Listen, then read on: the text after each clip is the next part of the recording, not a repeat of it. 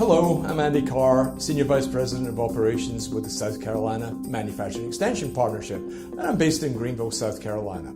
On the question of how SCMEP has assisted foreign-owned investors operating in South Carolina, I'd like to share a couple of examples, outline a few of the challenges, and offer a couple of what I consider key recommendations. In South Carolina, we've benefited tremendously in recent years from the investment made by a large number of foreign-owned companies that have located here or, in some cases, expanded their existing manufacturing facilities. Here at SCMEP, we have benefited from our close relationship with the South Carolina Department of Commerce, our state stakeholder. The Department of Commerce is actively involved in the recruitment and retention of all companies, both foreign-owned and domestic-owned. This relationship has ensured that SCMEP is introduced to these manufacturers at a much earlier stage in a new build or expansion project than was previously the case. The earlier involvement allows SCMEP to better serve the manufacturers and provide assistance and resources when they may be needed most. Sometimes we provide services that are only needed during construction, startup, or commissioning. Services that are needed on a fractional basis, services that are needed every few years, or services that are needed when the internal resources are overloaded or stretched too thin. Let me share with you some of the challenges that we've helped foreign-owned companies with. Recently, SCMEP assisted an Asian-owned company during the startup of its large greenfield facility. This project represented an investment of several $100 million. The equipment being manufactured for the plant was being built in China, and the company wanted to know before that equipment was shipped if it would meet all relevant US codes and standards. The company wanted to ensure the safety of its employees, manage risk, and ensure that there would be no expensive and time-consuming rework, rewiring, or retrofitting of the equipment when it arrived on US soil. That would obviously impact both the project schedule and the project cost. SCMEP provided engineering resources to this client that reviewed the equipment drawings, the parts list, and was able to advise the client of any changes that had to be made to the equipment prior to it being shipped to the US. SCMEP recently assisted another Asian-owned company in their quest to have their new US facility registered to the ISO 9001 and ISO 14001 standards.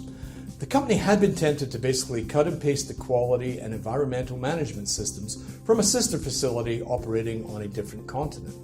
The challenge was to explain that the approach would most likely fail and in the long run prove to be both more costly and take more time. While the two standards are international, SCMEP resources had to explain that the new facility would be audited by US-based auditors. And as with any audit, the standard is subject to interpretation by the auditors. Our resources explained that the services they would deliver would cost-effectively ensure that the quality management and environmental management systems would meet the requirements of the standards as interpreted by US auditors. Our resources were able to ensure timely registration of the facility to allow it to meet the requirements of a number of key customers, several of whom required registration to these standards as part of doing business. Failure to become registered could have resulted in lost customers, lost orders, and lost revenue. That's something we never want to see in any manufacturing facility, new or old.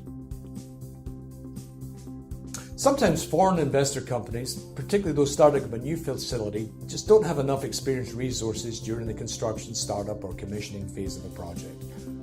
SCMEP is able to offer fractional or full-time engineering and or program management resources to complement the company's own resources. These resources are made available for as long as they're needed.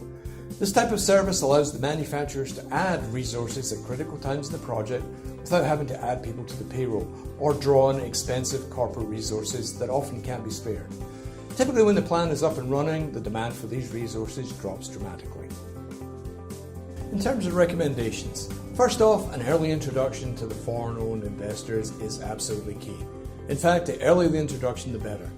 It would be ideal if the MEP can be introduced as part of the actual recruitment package and certainly as part of the package of ongoing support. The goal is to help a company not just plant roots within the state, but to actually flourish. It's also key to remember that to be patient, ask lots of questions, ensure that there is clarity of needs and expectations on both sides of the table. Make sure that you're introducing high quality resources, that they're introduced in advance, and that they're actively involved in developing the scope of the project. Make sure that resources have an established track record for the particular type of work and can talk, at least in broad terms, of similar work with other foreign-owned manufacturers in the state or region. Always remember that the clients' people that you're dealing with are typically under extreme amounts of stress during a plant construction or expansion project. There are never enough people, and the hours they're working are very, very long, and they may have been working those long hours for as much as 2 to 3 years. The people you're dealing with are also likely to be operating in a different country.